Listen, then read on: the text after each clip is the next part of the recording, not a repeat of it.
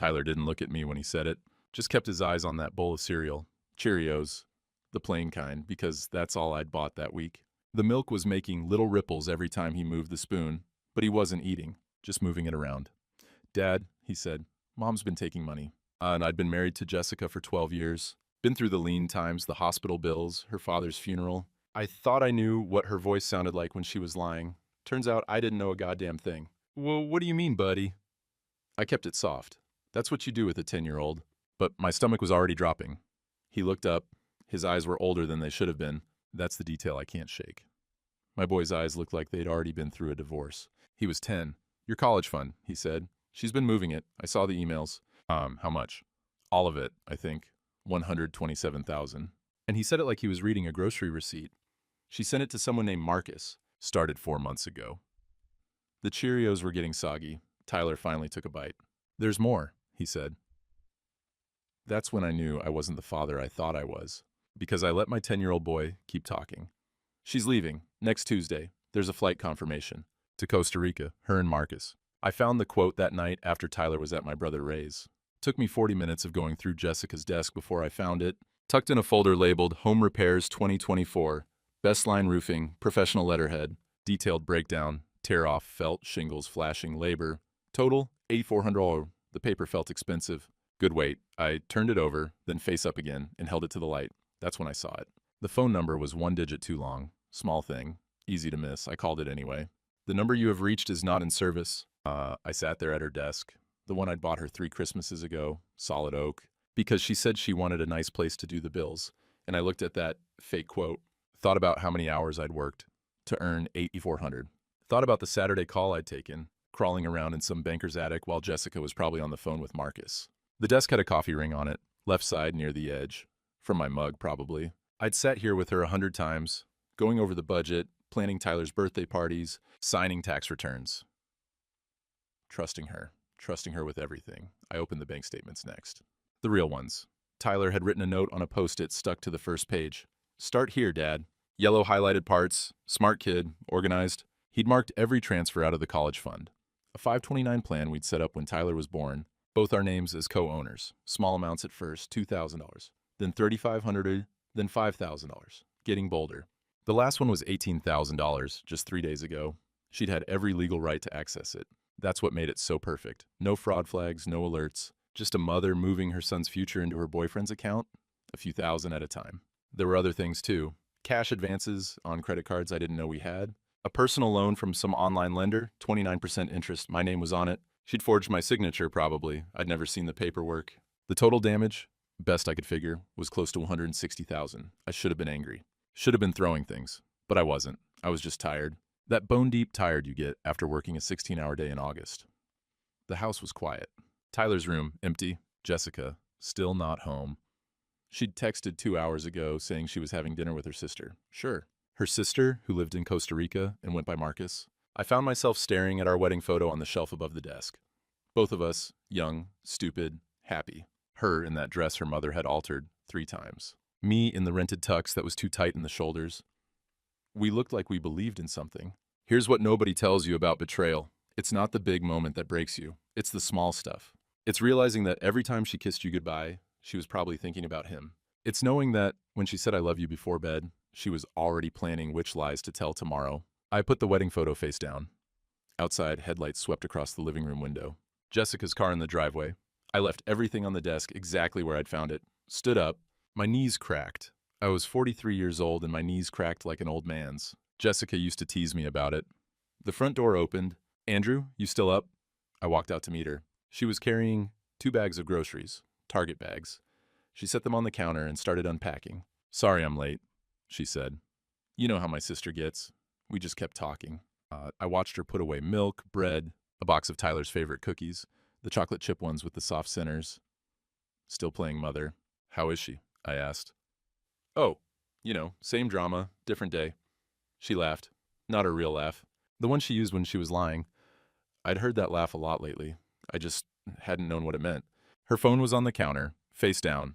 She kept glancing at it while she unpacked. Where's Tyler? She asked. Ray's. Thought I'd give him a night with his cousin. Oh. She paused, holding a can of soup. Everything okay? Yeah, Just needed some quiet. And she put the soup in the cabinet, moved on to the cereal, more Cheerios. She knew we were running low. Good wife. Attentive mother. The phone buzzed. She grabbed it fast, checked the screen. Her face did something, relief maybe, or disappointment. Work? I asked. Yeah, just a client. She put the phone in her back pocket. I'm beat. Think I'm going to take a shower and head to bed early. We need to talk, I said. Tomorrow morning. Tyler's staying at Ray's tonight. She stopped. The last grocery bag sat on the counter, half unpacked. Talk about what? Tomorrow, I said, after we've both had some sleep. She studied my face, looking for something. Whatever it was, she didn't find it because she nodded. Okay, tomorrow. She left the bag on the counter. I heard her footsteps on the stairs. The bathroom door closed, water running. I unpacked the rest of the groceries, put them away in the right places, folded the bags and put them in the recycling, wiped down the counter. Then I went to the living room and called a lawyer. The lawyer's name was Sarah Chen. My brother Ray had used her for his divorce 3 years back. She answered on the third ring. This is Sarah. Ms. Chen, my name is Andrew Mitchell. My brother Ray Klein recommended you. I know it's late, but it's 9:30. I'm still at the office. What do you need, Mr. Mitchell? I told her. Not all of it, just the highlights. College fund, forged loans, flight to Costa Rica. She didn't interrupt. Do you have documentation? She asked when I finished. Yes. My son. I stopped. My 10-year-old son found it. Emails, bank transfers, flight confirmations. He made screenshots, put it on a USB drive. There was a pause. Your 10-year-old, she said. Yeah. Mr. Mitchell, I'm going to need you to come in first thing tomorrow morning. Bring the USB drive. Bring any bank statements you have access to. Don't confront your wife. Don't tell her you know. Can you do that? I already told her we need to talk. What did she say? She said, okay. Another pause. I could hear her typing. All right, here's what's going to happen. You're going to go to bed. You're going to act normal. Tomorrow morning, you come to my office first. I'll text you the address. Then we figure out next steps. Do not, under any circumstances, have that conversation with her before we talk. Understood? Understood. And Mr. Mitchell, get some sleep if you can. You're going to need it. She hung up. I sat there in the dark living room with my phone in my hand. Upstairs, the shower shut off. I heard Jessica moving around in the bathroom, brushing her teeth. The same routine she had had for 12 years. I thought about Costa Rica, about Marcus, about how Jessica had looked at that phone when it buzzed, that split second of something on her face before she controlled it. I thought about Tyler, eating soggy Cheerios, telling me my marriage was over. My knees cracked when I stood up. I didn't sleep, just lay there next to Jessica in the dark, listening to her breathe. She slept like always, on her side, one hand tucked under the pillow. Same position for 12 years. I kept thinking about the college fund, about how we'd opened that account the week Tyler was born. I'd worked 70-hour weeks that summer, double shifts, weekend emergency calls. Every dollar mattered back then. Jessica had been the one who researched 529 plans, who called the financial advisor, who set up the automatic transfers. For our son's future, she'd said. She'd meant it. I'd seen it in her eyes. Or maybe I'd just seen what I wanted to see. When the alarm went off at 6, she was already awake, staring at the ceiling. I'm going to make coffee, I said. Andrew, her voice was quiet. Whatever you want to talk about, we can work through it, okay? I got out of bed, my knees cracked. Coffee first, I said. Sarah Chen's office was in a converted house downtown. Second floor, above a dental practice. The waiting room smelled like old carpet and coffee that had been sitting too long. She was younger than I'd expected, maybe 40. Wore a suit that looked expensive but not flashy. She shook my hand and led me to her office. USB drive? She asked. I handed it to her. She plugged it into her laptop. Didn't say anything while she clicked through the files. Just made notes on a legal pad. After 5 minutes, she sat back. Your son is remarkably thorough, she said, no smile. Does he understand what this information means? He's the one who told me. I see. And she made another note. Mr. Mitchell, I need to ask you something. And I need you to be completely honest. Did you coach your son to find this information? No, he did it on his own. Did you know he was accessing your wife's email? Not until yesterday. She tapped her pen on the pad. Here's the situation. Your wife had legal authority to access that 529 plan. Both of you were co-owners. The transfers themselves aren't illegal. She had the right to move that money. But let me finish. What makes this actionable is how she used the funds. 529 plans are for educational expenses. Moving it to a personal account, especially a third party's account, is misappropriation. Breach of fiduciary duty. We can fight this. What about the forged signature on the loan? That's fraud. Clear cut. And it gives us leverage. She pulled up something on her computer. I'm going to make a call. There's a prosecutor I work with sometimes. If we can show a pattern of financial fraud, your wife is looking at serious criminal exposure. I don't want to put Tyler through a trial. Neither do I, but your wife doesn't need to know that. She picked up her phone. What I'm hoping is that the threat of prosecution will bring her to the table. Full asset disclosure, sole custody to you. She surrenders any claim to marital property in exchange for us not pursuing criminal charges. She'd go for that? Depends how badly she wants to avoid jail. Sarah started dialing. But there's something else. Your son moving that money, the crypto wallet, that's problematic. My stomach dropped. How problematic? Technically, he accessed accounts without authorization, transferred funds that weren't entirely his to control. If your wife wanted to make trouble, she could claim he, and by extension you, stole from her, and it was his college fund. I know, and any reasonable person would see it that way. But reasonable doesn't always win in court. She held up a hand. Here's what I think happened. Your son saw what was coming and took defensive action to protect his own future. It's messy, legally speaking, but it's defensible. Especially if we can show your wife was about to move that money out of the country, as the phone was ringing on speaker. How defensible? I asked. Enough that I don't think any DA would touch it. A 10-year-old protecting his college fund from his mother's boyfriend? That's not a case anyone wants to prosecute. She straightened as someone answered. Jim, Sarah Chen, I need a favor.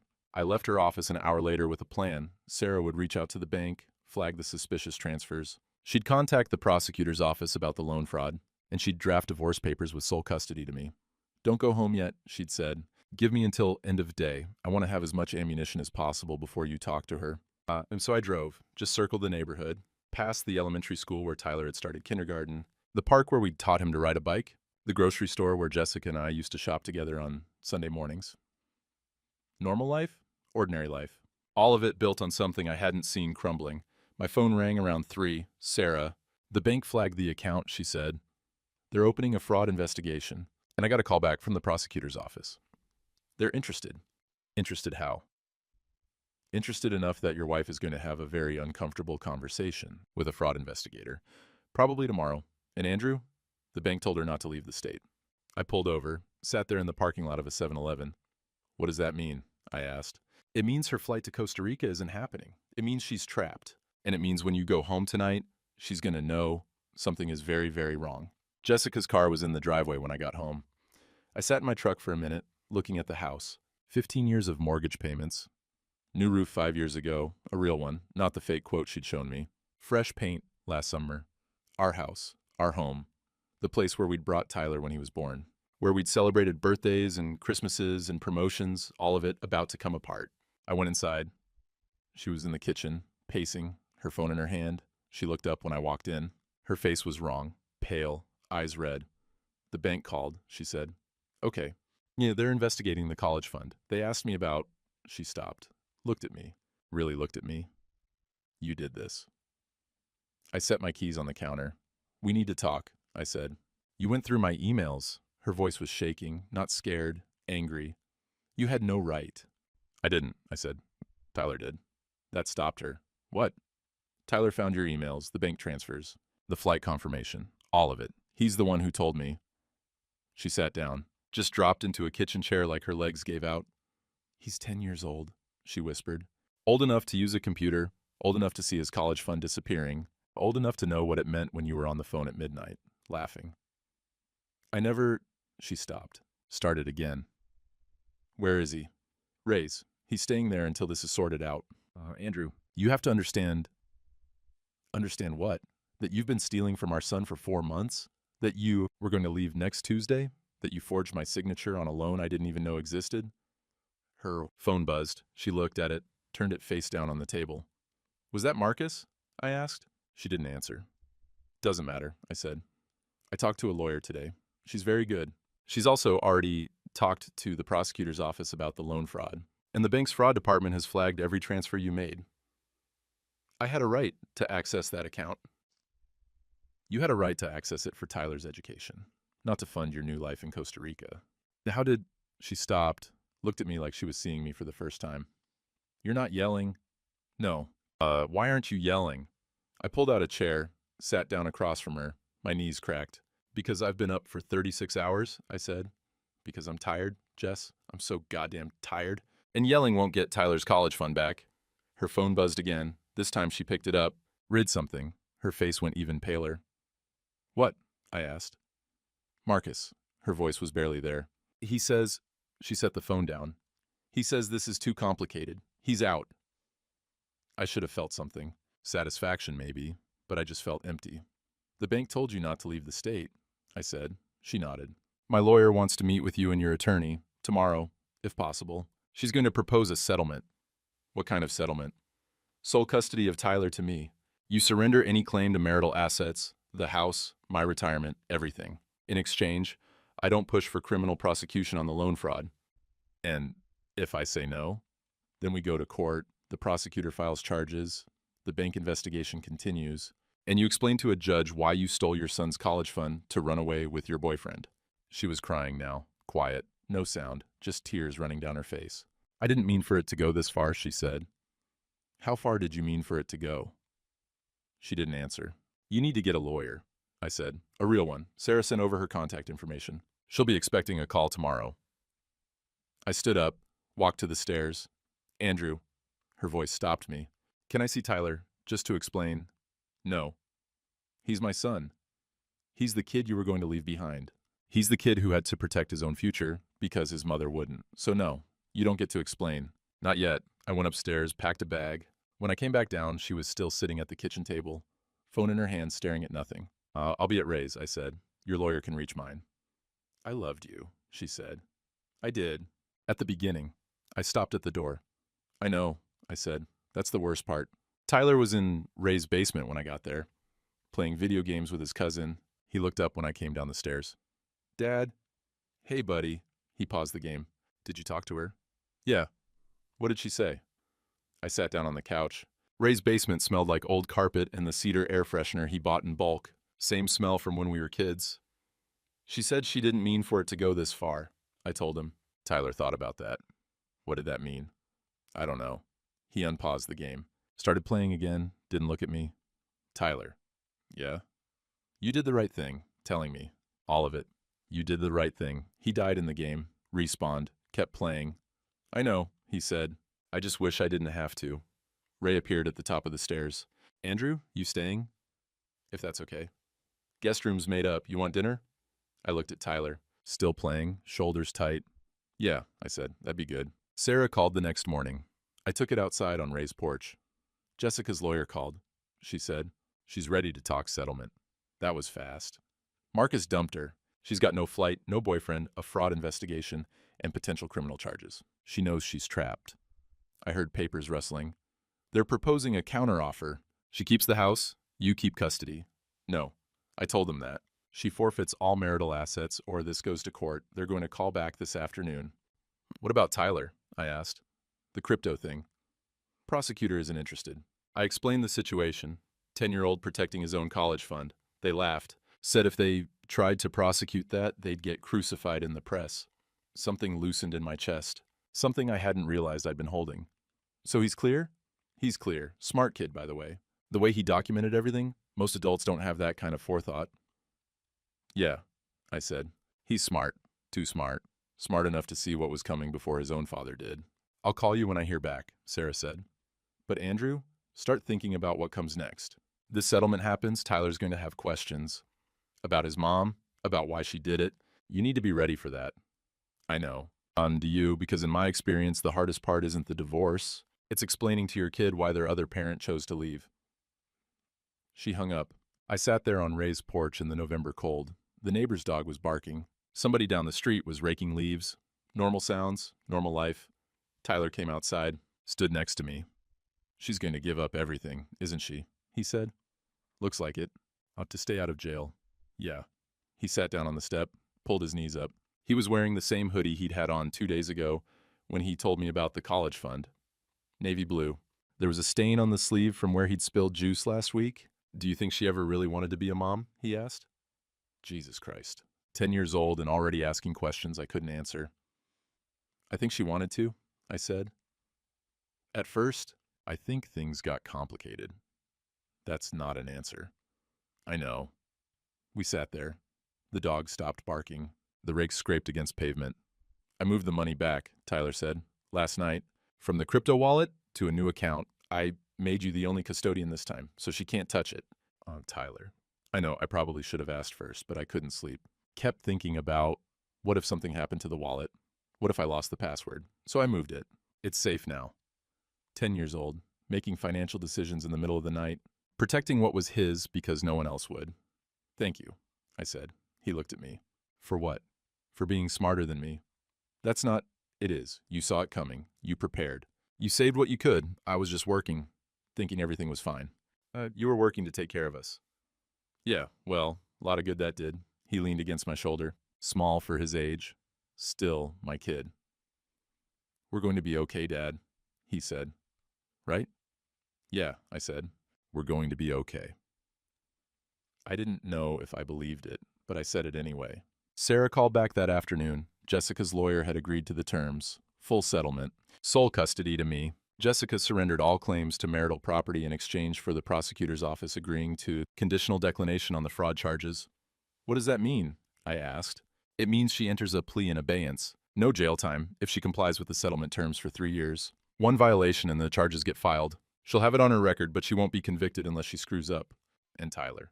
DA declined to even look at it. Far as they're concerned, a minor protecting his own funds from misappropriation isn't something they're touching. And we signed papers the next week. Jessica's lawyer's office. Gray carpet, generic art on the walls, the smell of burnt coffee. Jessica wouldn't look at me. Just signed where they told her to sign, page after page, our marriage reduced to lines on documents. When it was done, her lawyer gathered everything up. Sarah did the same. Andrew, Jessica's voice was small. Can I say goodbye to Tyler? I looked at Sarah. She gave me a small shake of her head. Not yet, I said. When? When you figured out how to explain to him why you were going to leave him behind. Her lawyer touched her arm. Jessica, we should go. They left. Sarah started packing her briefcase. You did the right thing, she said. Seeing her right now would just confuse him. Yeah, but eventually he's going to ask, and you're going to have to let him make that choice. I know. She handed me a folder. Custody agreement, settlement terms, everything. The college fund is legally secured now. You're the sole custodian. She can't touch it. Tyler already moved it to a new account. Sarah paused. When? A few days ago. Made me the only one who can access it. Of course he did. She almost smiled. That kid is going to do something impressive someday. Just try to make sure it's legal. That night, I sat down with Tyler in Ray's living room. Ray had taken his kids to a movie, gave us space. I need you to walk me through something, I said. The crypto wallet, how you did it. Tyler got his laptop, opened it. His hands were quick on the keyboard, confident. I started researching after I found the first transfer, he said. Knew if I was going to stop it, I had to understand how it worked. He pulled up a folder. Screenshots, notes, links, all organized by date. I watched like 15 YouTube tutorials, read forums, learned about decentralized wallets, the ones that don't require ID verification. No KYC. KYC? Know your customer. Banks and exchanges have to verify identity, but decentralized wallets don't. I just needed an email address. He clicked through screens, showed me transaction logs, wallet addresses, timestamps. When I saw the big transfer coming, the 18,000, I knew I had to move fast. I created the wallet, got the recovery phrase, tested it with a small amount first. How small? $20 from my savings. Made sure I could send and receive. Then I waited until Mom processed the next transfer into Marcus's account. He pulled up a screenshot. Bank transfer, Jessica's name, Marcus Fisher, account numbers. I had his account information from the emails, so I initiated a transfer request using Mom's credentials. Tyler. I know it wasn't legal, Dad, but if I didn't do it, that money was gone. She was leaving in 3 days. By the time anyone could have stopped her, she'd have been in Costa Rica with everything. He wasn't wrong. Show me the rest, I said. He walked me through it, step by step. How he'd moved the money from Marcus's account to the crypto wallet. How he'd set up 3 backup copies of the recovery phrase. Written down, memorized, encrypted file on a separate USB drive. I know the wallet was a gray area, he said. That's why I moved it back to a real bank account as soon as I could. Set you up as the custodian. It's all legal now. I looked at this kid, my kid, 10 years old, methodical, prepared, thinking 3 steps ahead while I'd been walking around blind. How did you know how to do all this? I asked. He shrugged. YouTube, Reddit, forums for people who do crypto. Most of them were pretty helpful once I asked the right questions. You asked strangers on the internet for help stealing money. I asked them how to protect funds from unauthorized transfers. I didn't tell them it was my mom. Jesus. Tyler, do you understand how serious this was? If anything had gone wrong, it didn't. But it could have. You could have lost the recovery phrase. The wallet could have been hacked. A dozen things could have. But they didn't. And now the money's safe, and Mom can't take it. He was right. Again. I hated that he was right. There's something else, he said. Of course there was. He pulled up a log file. Mom tried to access the wallet. After I moved the money, 17 times over 2 days, she had the wallet address, must have seen it in the transaction history, but she didn't have the recovery phrase, so she was locked out. 17 times. Jessica, panicking, trying to get to the money, realizing it was gone, realizing her 10-year-old son had outmaneuvered her. When did you move it back to the bank? I asked. The night you stayed here. Couldn't sleep, kept thinking about what if something happened. What if I forgot the phrase? What if the service went down? So I opened a new custodial account, needed your social security number, got it from the tax documents at home, and transferred everything. You needed my social... Tyler, that's identity theft. You're my dad. I didn't steal your identity. I just used your information to protect my college fund. I rubbed my eyes. They were burning. When was the last time I'd slept more than 4 hours? Dad? His voice was smaller now, younger. Are you mad? No, I'm not mad. Are you disappointed? I looked at him, really looked at him. This kid who'd been carrying this weight for months, who'd seen the danger coming, who'd done what needed to be done because the adults in his life hadn't. I'm proud of you, I said, and I'm sorry. For what? For not seeing it, for making you handle this alone. You didn't make me. I did, by being oblivious, by trusting her when I should have been paying attention. Tyler closed the laptop. You trusted her because you're supposed to trust your wife. That's not oblivious. That's just normal. Normal doesn't feel like much of an excuse. Dad, he looked at me, 10 years old with old eyes. I'm glad it was me who found out. If you'd found out first, you would have tried to protect me from it. You would have tried to handle everything yourself, and she would have left anyway. He was right. Of course he was right. But I found out, he continued, and I knew what to do, and now it's over. We're okay. Are we? Yeah, we are. I wanted to believe him. I didn't see Jessica again for 3 weeks. Sarah handled everything. Papers, signatures, asset transfers. The house went on the market. I didn't want it. Couldn't live there anymore. Every room had memories I didn't want to keep. Tyler and I moved into a rental. Small place, 2 bedrooms. Walking distance from his school. Ray helped us move our stuff. Furniture, boxes, Tyler's things from his room. We left everything of Jessica's behind. The college fund sat in its new account, $89,000, not the full $127,000 we'd started with, but more than I'd thought we'd save. Tyler checked it every Sunday night, 8 o'clock, like clockwork. Just making sure, he'd say. I didn't tell him he didn't need to, because I got it. Some things you have to see with your own eyes. March came, Tyler turned 11, no party, he didn't want one. Just the 2 of us, pizza, and a new laptop for his coding classes. Is Mom going to call? He asked. I don't know. She didn't. The settlement had included a provision for contact. Jessica could request supervised parenting time after 6 months. She hadn't. Sarah said that was normal. Said a lot of people needed time to process before they could face their kids. I thought it was just easier for Jessica to pretend Tyler didn't exist. Tyler threw himself into school. Straight A's. Perfect attendance. His teacher called me in for a conference. Tyler's doing excellent work, she said. But he's different this year. Quieter, more serious. Has something happened at home? Divorce, what I said. It's been hard on him. She nodded, understanding. He's in our advanced coding program now. The instructor says he's the best student she's had in years. Learns faster than kids twice his age? That's good. It is. But she also says he's very cautious. Checks his work 3-4 times before submitting. Asks a lot of questions about security, encryption, data protection. I thought about Tyler at his laptop. 17 failed login attempts. Recovery phrases memorized. Backup systems in place. He likes to be prepared, I said. I understand. Just wanted you to know. Sometimes kids who've had to grow up fast develop these patterns. Hypervigilance. Need for control. It's normal, given what he's been through. But it's something to watch. Spring turned to early summer. Tyler finished 5th grade, top of his class. His coding instructor recommended him for a summer program at the community college, Cybersecurity Fundamentals. Normally for high school students, but they'd make an exception. Do you want to do it? I asked. Yeah, I think it'd be cool. Cool, like it was just a hobby. Not like he'd already successfully executed a cryptocurrency transfer to protect six figures from international theft. Okay, I said, we'll make it work. On that night, he showed me a project he'd been working on. A program that monitored bank accounts for unusual activity. See, you set parameters, he explained. Normal spending patterns. If anything falls outside the pattern, large withdrawals, transfers to new accounts, whatever, it sends an alert. Tyler. I know it's because of Mom, but it's also just practical. People get their accounts compromised all the time. This could help. He wasn't wrong.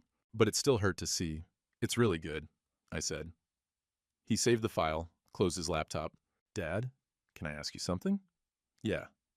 Do you think Mom misses me? There it was. The question I'd been waiting for. I think she does, I said. In her own way. That's not really an answer. I know. He picked at a thread on his jeans. I miss her sometimes. Not the her from this year. The her from before, when she used to help with homework and make those cookies I liked. Before Marcus. That's okay.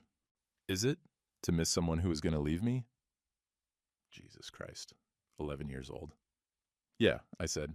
It's okay. You're not missing the person who left. You're missing who you thought she was. That's different. He thought about that. Do you miss her?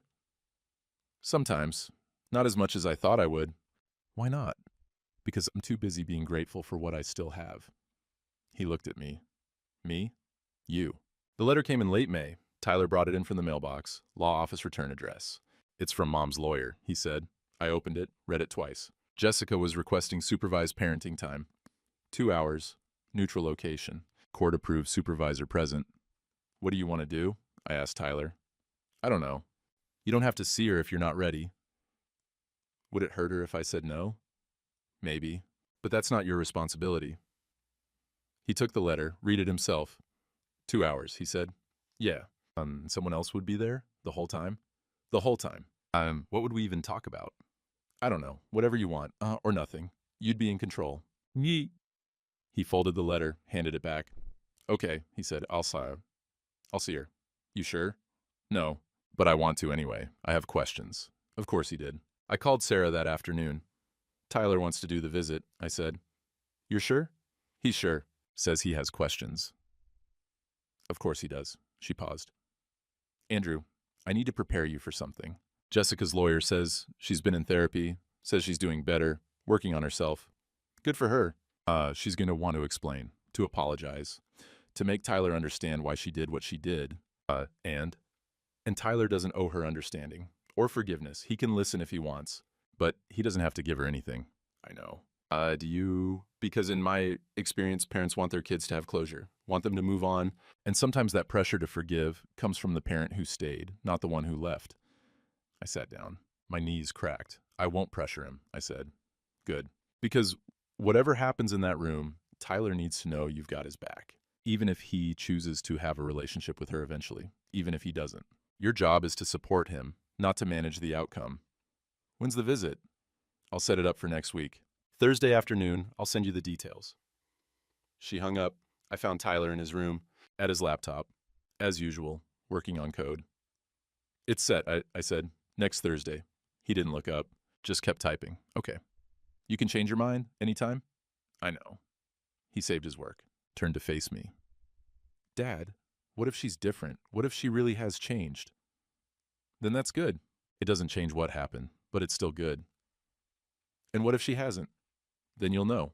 Either way, you'll know. He nodded. Turned back to his laptop. I stood there for a minute, watching him.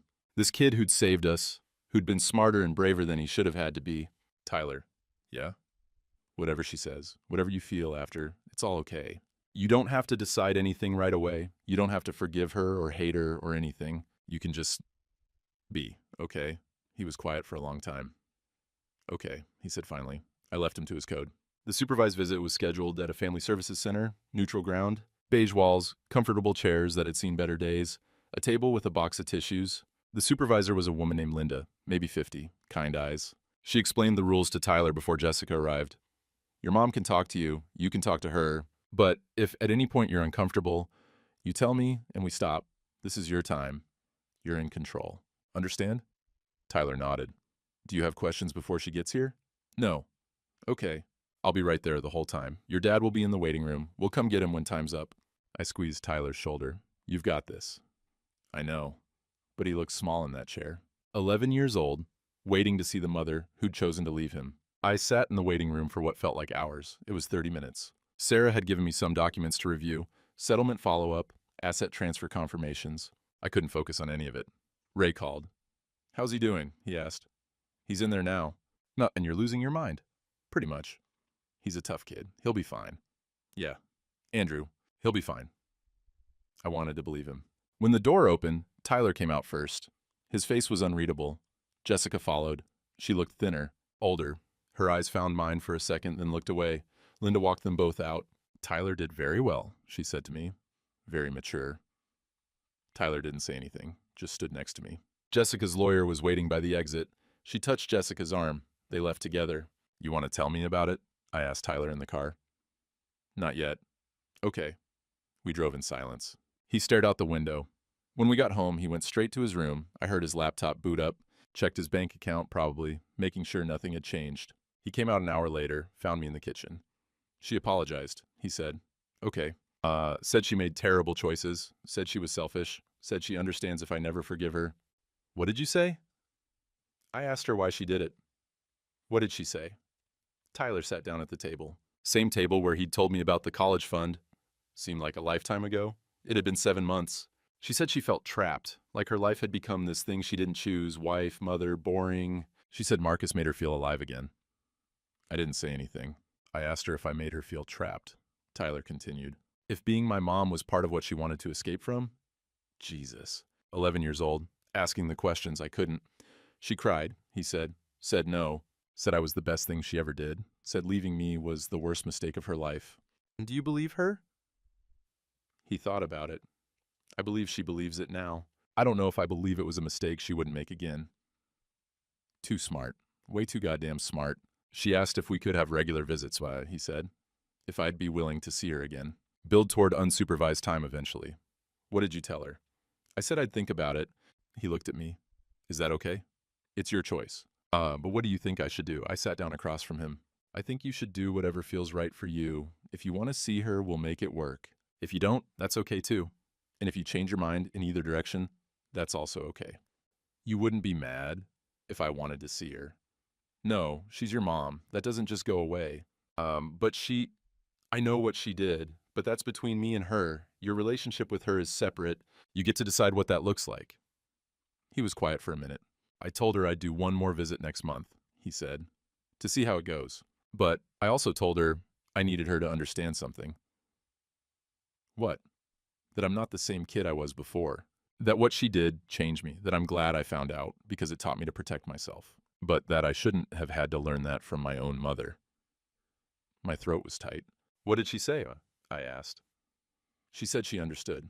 That she was proud of me. That she hoped someday I could forgive her. And what did you say? I said maybe, but not yet. He stood up, went to the refrigerator, got himself a glass of milk, poured it carefully, put the milk back, wiped up a drop he'd spilled. Habits we'd taught him. Clean up your mess. Leave things better than you found them. Dad? Yeah? I'm glad I told you. Back in November. Even though it was hard, I'm glad I didn't keep it secret. Me too. And I'm glad we moved. This place is better, smaller but better. Yeah? Yeah, the old house had too much of her in it. This one's just ours? Just ours. He drank his milk, rinsed the glass, put it in the dishwasher. I'm going to finish my coding homework, he said. Okay. He paused at the doorway. Thanks for letting me decide. About seeing her. Always. He went to his room. I heard his door close. His laptop hum to life. I sat there at the kitchen table in our smaller, better house. Thought about Jessica crying. About Tyler asking if she felt trapped. About an 11-year-old having the wisdom to say, not yet, instead of never. My phone buzzed. Sarah, how'd it go? She asked. He's processing. That's good. That's healthy, Jessica's lawyer called. Said Jessica wants to continue visits. Monthly for now, supervised for at least 6 months. Tyler said he'd think about it. Smart kid. He doesn't have to commit to anything long term. One visit at a time? Yeah. Andrew, for what it's worth, you're doing this right. Letting him make his own choices. A lot of parents try to control this part. You're not. I'm just trying not to screw him up more than he already is. He's not screwed up. He's resilient. There's a difference. I hope she was right. Summer came. Tyler started the cybersecurity program at the community college, youngest in the class by 4 years. His instructor called me after the first week. Your son is exceptional, she said. I don't use that word lightly. But the way he thinks about systems, about vulnerabilities, it's intuitive, natural. Has he been coding long? About a year. Remarkable. If he keeps this trajectory, he could have a real career in this field. I thought about Tyler at 10 years old moving $80,000 through a cryptocurrency wallet he'd learned about on YouTube. Yeah, I said. I think you're right. The second visit with Jessica happened in early June. Tyler was quieter about it this time. Didn't ask as many questions beforehand, just went in, came out 30 minutes later. She got a job, he told me in the car, working at a veterinary clinic, receptionist. She said she likes it because the animals don't judge her. How do you feel about that? He shrugged. Good, I guess. She should work, have something to do. Did she ask about school? Yeah. I told her about the coding program. She seemed proud. Did she ask about the college fund? Tyler looked at me. No, I think she knows better. July, Tyler finished the cybersecurity program, top marks. The instructor gave him a certificate and a recommendation letter for when he eventually applied to colleges. Keep this somewhere safe, she told him. You're going to need it. Tyler filed it carefully in a folder he kept in his desk. College applications, financial aid information, scholarship deadlines. He was 11 and already planning 7 years ahead. I should have been proud. I was proud, but I also wished he could just be a kid. The third visit was different. Tyler went in, came out 20 minutes later, early. You okay? I asked. She asked if I could forgive her yet. What did you say? I said I was working on it. That forgiveness isn't something you decide. It's something that happens, or doesn't. Alinda, the supervisor, caught my eye, nodded. Approval. Jessica came out a few minutes later. Her eyes were red. Her lawyer walked her to the car. Tyler watched them go. I don't think she understands, VD said. She keeps asking for forgiveness, like it's something I can give her, like signing a paper, but it's not. No, it's not. I told her I needed time, that I needed to see her be consistent. That words are easy, but actions matter. 11 years old, sounding like a therapist. How did she take it? She cried, said she understood, said she'd wait as long as it takes. He paused. I don't think she will, though. Why not? Because waiting is hard, and Mom doesn't like hard things. That's why she left in the first place. August, start of 6th grade, new school, middle school. Tyler was nervous. First time I'd seen him nervous about school in months. What if the other kids are weird about the divorce, he asked. What if they ask questions? Tell them as much or as little as you want. It's your business. But what if they know? Small town. People talk. He wasn't wrong. Then they know, I said. And they'll either be decent about it or they won't. But that's on them, not you. What if they're not decent? Then you find the kids who are, and you ignore the rest. He thought about that. Like how you found Ray when Grandpa was being a jerk? I hadn't realized he knew about that. Yeah, I said, like that. The visits with Jessica continued. Once a month, supervised. Tyler went, came home, processed. Some months were better than others. September's visit, she brought him a gift. A book about coding. Thoughtful, appropriate. She's trying, he said. Yeah.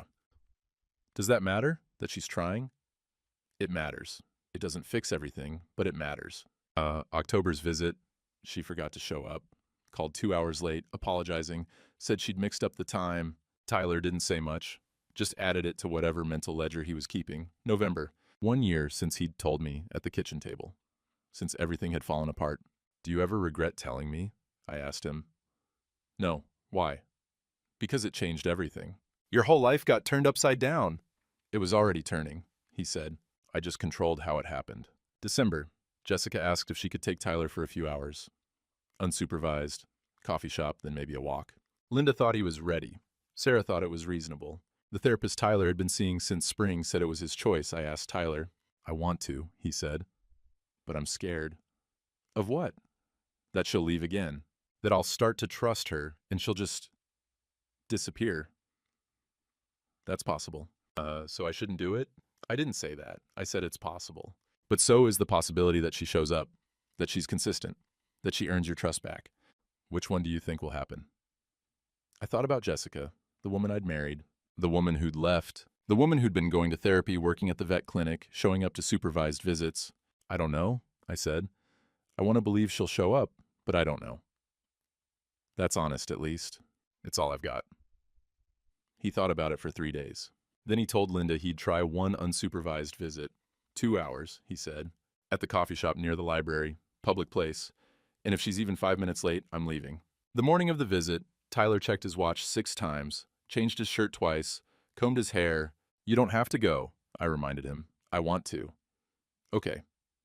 I drove him to the coffee shop, sat in the parking lot, watching. Jessica's car pulled in, right on time. Tyler got out of my truck, walked to her. She said something. He nodded. They went inside. I sat there for 2 hours, brought a book, didn't read a word of it. When they came out, Jessica hugged him, brief. He didn't pull away, but he didn't lean in either. She walked to her car. He walked to my truck, got in. How was it? I asked. Okay. We talked about school, about the coding program, about normal stuff. That's good. Yeah. He buckled his seatbelt. She asked if we could do it again next month. What did you say? I said maybe, that I'd let her know. I pulled out of the parking lot. Jessica's car was already gone. Dad? Yeah? I don't think I'll ever forget what she did, or completely trust her again, but I think I might be able to have some kind of relationship with her. Not like before, but something. That's fair. Is that enough? For her, I mean? I don't know. But it's what you've got to give, and that's all anyone can ask for. Winter settled in. Tyler and I found our rhythm. Weekday mornings, breakfast, school drop-off, I'd head to work, new job, HVAC company on the other side of town. Better pay, better hours. I'd quit the old place. Too many memories of picking up weekend calls to pay for a roof we didn't need. Tyler joined the school's computer club, made friends with 2 other kids, Marcus and David. I tried not to flinch every time Tyler said the name Marcus. Different kid, good kid. Not the Marcus who'd ruined our lives. They're teaching me about penetration testing, Tyler said one night at dinner. What's that? Ethical hacking. You test systems to find vulnerabilities before bad actors do. It's what I want to do, as a career. Of course it was. You're 12, almost 12, and I can start building skills now. Marcus's dad works in cybersecurity. He said there are certifications I can start working toward in high school. Marcus's dad, huh? Yeah. He's cool. Said if I stay interested, he might be able to set up an internship when I'm older. I thought about how Tyler had penetration tested our family's finances, found the vulnerability, exploited it before someone else could. That sounds good, I said. January. Tyler turned 12. This time he wanted a party, small one. Just Marcus, David, and a couple kids from his coding program. We had it at the house, pizza, cake, normal 12-year-old stuff. I stayed in the kitchen mostly, gave them space, but I watched. Tyler laughing. Actually laughing. Being a kid. Ray showed up late with a gift, programming textbook, advanced level. Figured he'd already outgrown the beginner stuff, Ray said. Tyler lit up. Spent the rest of the party showing his friends different sections. After everyone left, Tyler helped clean up. We worked in comfortable silence. Good party? I asked. Yeah, really good. Jessica called earlier, wished you happy birthday, left a message. He stopped wiping the table. What did she say? She sang happy birthday, said she loved you, said she hoped you had a good day. Did you tell her about the party? No, figured that was your choice. He finished wiping, folded the cloth, put it in the sink. I'll call her tomorrow, he said. Maybe. Okay. Is that bad, that I don't want to call her today?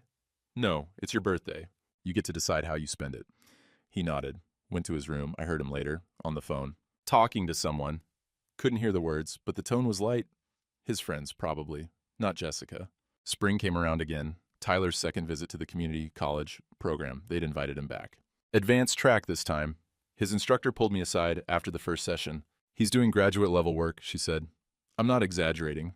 The way he understands encryption, network security, it's exceptional.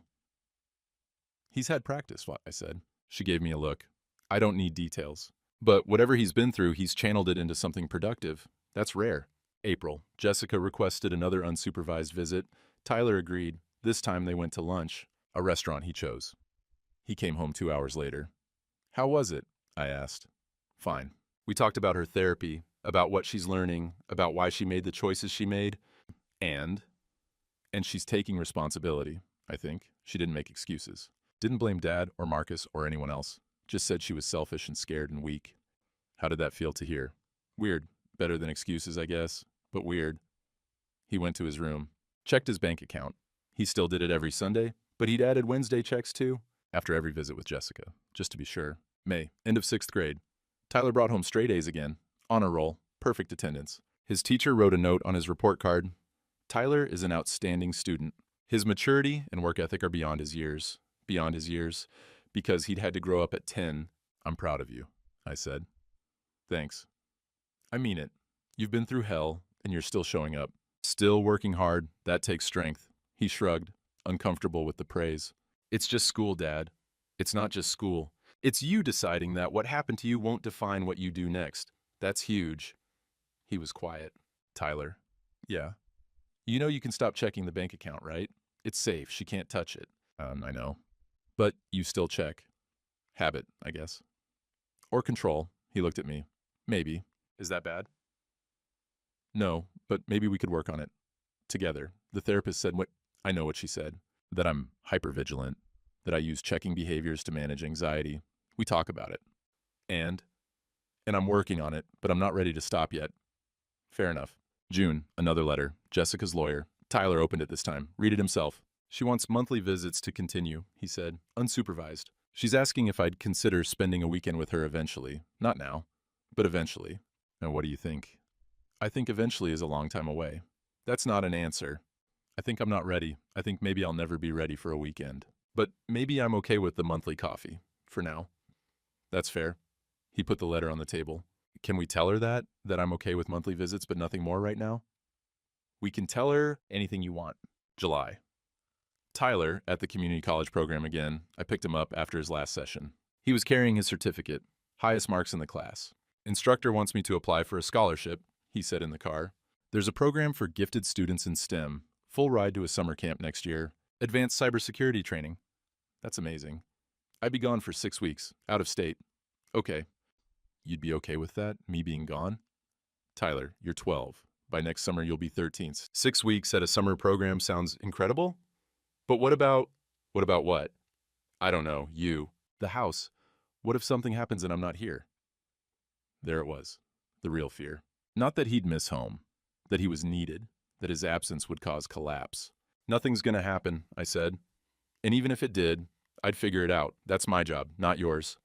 But, Tyler, I'm the parent. You're the kid. I know the last couple years have scrambled that up some. But we're resetting it now. You get to go to summer camp and be a kid. I get to stay home and handle adult stuff. Deal? He was quiet for a long time. Deal, he said finally. August. Start of 7th grade. Tyler taller now, voice starting to change. Still serious, still careful. But lighter, somehow. He came home from the first day of school and announced he'd joined the robotics club. Robotics? Yeah, they build robots and compete. It's cool. My friend David's in it. That sounds fun. It is. And Dad? Yeah? I didn't check the bank account yesterday or today. Oh, I know I'm supposed to check Sundays and Wednesdays, but I forgot. And then I remembered I forgot, and I just didn't. I put down the vegetables I was chopping. How did that feel? Scary for like a minute, then fine. That's good. That's really good. The therapist will be proud. I'm proud. He rolled his eyes. 12-year-old response. Normal kid response. Don't be weird, Dad. Can't help it. Comes with the territory. He grabbed an apple, went to his room. I stood there in the kitchen of our smaller, better house and felt something I hadn't felt in almost 2 years. Hope. September. The letter came. Tyler was at school. Jessica's lawyer. Not a request this time. A notice. She was filing for revised custody terms. Wanted bi-weekly unsupervised visits. Wanted holiday visitation. Wanted to be part of Tyler's life in a more formal way. Sarah called an hour later. You saw the filing, she said. Yeah. Jessica's lawyer is claiming she's been consistent for 10 months, that she's proven herself, that Tyler deserves regular contact with his mother. What does that mean for us? It means we go back to court. Tyler's 12 now. Old enough that the judge will consider his preference strongly, but not old enough to decide entirely on his own. What should I do? Talk to Tyler. Find out what he wants. If he wants more time with her, we don't fight it. If he doesn't, we present his reasons and let the judge decide. Tyler came home from school. Robotics practice had run late. He was talking about servo motors and programming autonomous movement. I let him finish. Then I showed him the letter. He read it twice. She filed without asking me first, he said. Yeah. We've been doing monthly coffee. She knows that's all I'm comfortable with. and she just filed. Her lawyer probably advised it, probably said 10 months of consistent visits means she has standing, but she didn't ask me. No, she didn't. He set the letter down. I need to think. Take your time. He thought for 3 days. On the third day, he came to me while I was making dinner. I want to see her, he said. One more unsupervised visit, but I want to tell her something. And I want to do it without Linda there. Okay, what do you want to tell her? That I'm glad she's doing better, that I can see she's trying, but that I'm not ready for what she's asking. And that filing without talking to me first felt like she was deciding for me again, like with the college fund, like with leaving. Jesus, 12 years old. You want me to set it up? Yeah, same coffee shop, this weekend if she can. Saturday morning, I drove Tyler to the coffee shop, waited in the parking lot. Jessica was already there. Sitting at a table by the window, I could see her hands shaking as she added sugar to her coffee. Tyler walked in, sat down across from her.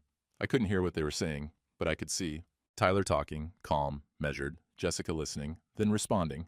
Tyler shaking his head, Jessica's face crumpling, Tyler staying in his seat, not leaving, not comforting, just present. 45 minutes. Then Tyler stood, said something. Jessica nodded. He walked out, got in the truck. How did it go? I asked. I told her I appreciated the visits, that I could see she was trying, but that I wasn't ready for more, that I needed her to respect my pace. What did she say? She cried. Said she understood. Said she'd withdraw the filing. Said she just wanted to be part of my life. And you said? I said she is part of my life. Monthly coffee, that's part of my life. But it's the part I'm comfortable with right now. And that trying to force more would just push me away. How did she take it? She asked when I'd be ready for more. What did you tell her? That I don't know. Maybe never. Maybe someday. But that it had to be my choice. And that choices take time. I pulled out of the parking lot. I'm proud of you, I said. You keep saying that. Because I keep meaning it. He looked out the window. She said she was proud of me too, said I was strong, said I reminded her of you. What did you say to that? I said I hoped that was true, because you showed up, every day. Even when it was hard, my throat was tight. Tyler, she withdrew the filing, right there. Called her lawyer on speaker, told him to drop it, said monthly visits were fine. That's good. Yeah, I think so. He paused. Dad? Yeah? I don't think I'll ever have the relationship with her that I had before. The before Marcus her, that person is gone. Probably. But I think I might be able to have a different relationship. Not close, not like a normal mom, but something. Where we see each other sometimes. Where she knows about my life. Where I'm not angry anymore. That sounds reasonable.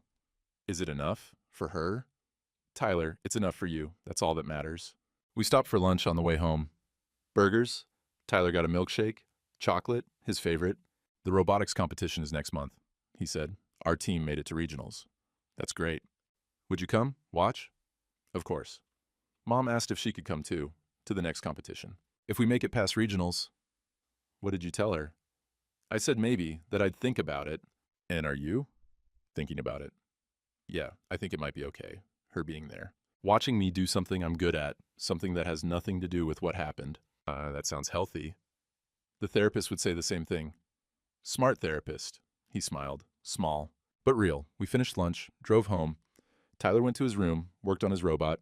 I sat in the living room, thought about Tyler at 10 years old eyes, soggy Cheerios, a USB drive in his pocket.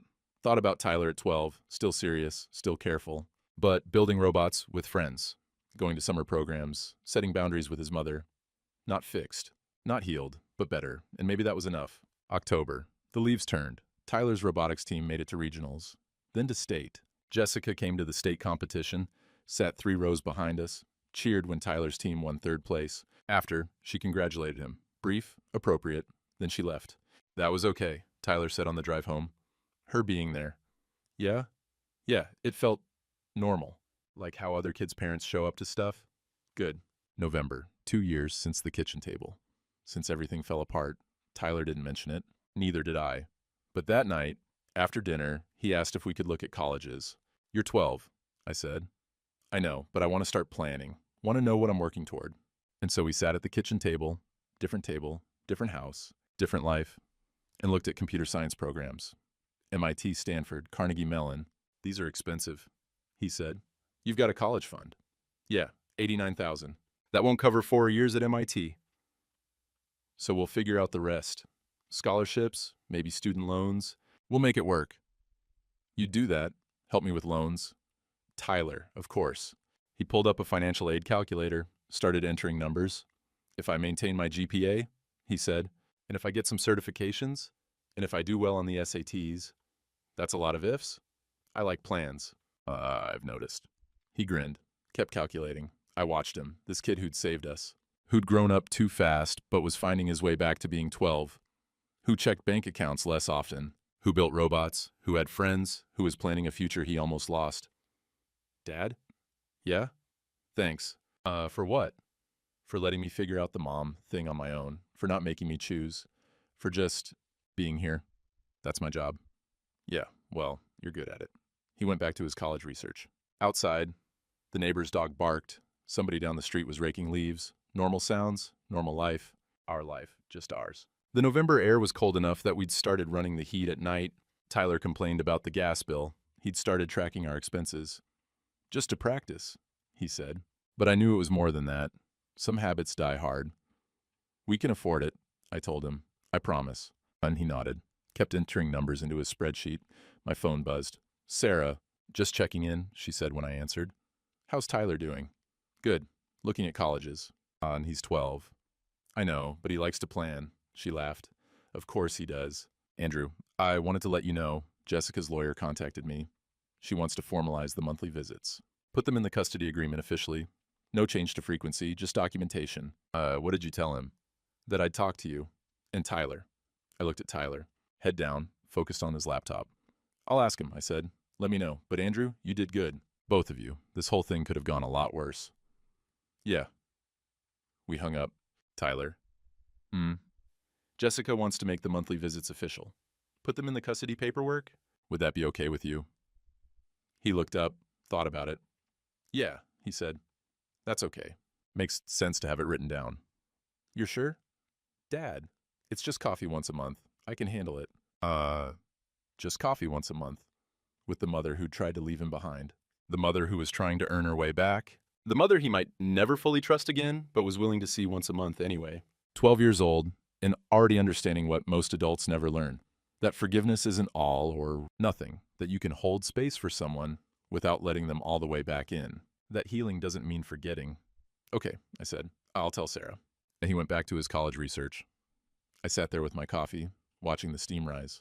2 years ago, I'd sat in a different kitchen in a different house, learning that everything I'd believed about my life was a lie. Learning it from my 10-year-old son, who'd been brave enough to tell me. Now I sat in our smaller, better house watching that same son, older, wiser, still here, plan a future that was his to build. Some things break, some things bend. And some things, if you're lucky, find a way to be better than they were before. Not healed, not whole, but better. And maybe that was the point.